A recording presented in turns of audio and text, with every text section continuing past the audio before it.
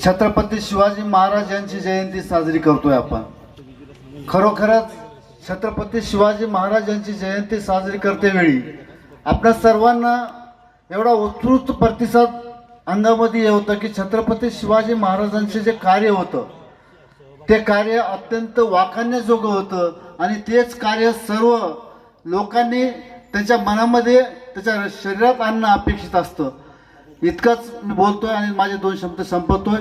छत्रपती परंतु खऱ्या अर्थानं आपण जयंती साजरी करत असताना ही जयंती आपण का साजरी केली पाहिजे याचा आपण सर्वांनी विचार केला पाहिजे।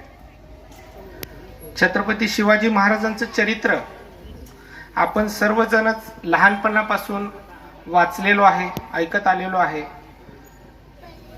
परंतु आपण हे चरित्र कधी मनापासून समजून घेतलं का?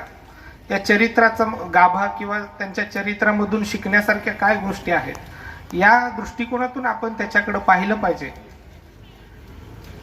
छत्रपती शिवाजी महाराजांचं चरित्र येणाऱ्या हजारो पिढ्यांना हे दीपस्तंभासारखं मार्गदर्शक आहे।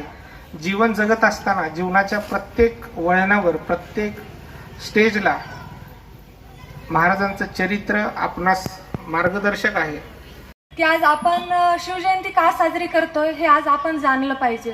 आता शिवाजी कोण होता आणि शिवाजींनी काय केलंय, छत्रपतींचा आपण फक्त जय जय काय करतो। आज 19 फेब्रुवारीच्या दिवशी आपण काय करतो तर कपाळावर चंद्रकोर लावतो, गाड्यावर बुलेटवर भगवा झेंडा फडकावतो आणि मिरवणूक साजरी करतो। तर शिवाजी महाराजांची जयंती खरंच या प्रकारे साजरी केली पाहिजे का? शिवाजी महाराज आपल्या जीवनात उतरले पाहिजे, आपल्या आचरणात उतरले पाहिजे, तेव्हा कुठे ही शिवजयंती साजरी होईल असं मला वाटतंय। आज आपण म्हणतो, आज पाहतो आपण तरुण मुलं आत्महत्या करत आहे, का करत आहेत? ज्या शिवाजींनी औरंगजेबाचा अहंकार पायाखाली तोडवला होता त्या छत्रपतींची मुलं आज डिप्रेशनमध्ये जात आहेत, छत्रपतींची मुले डिप्रेशनमध्ये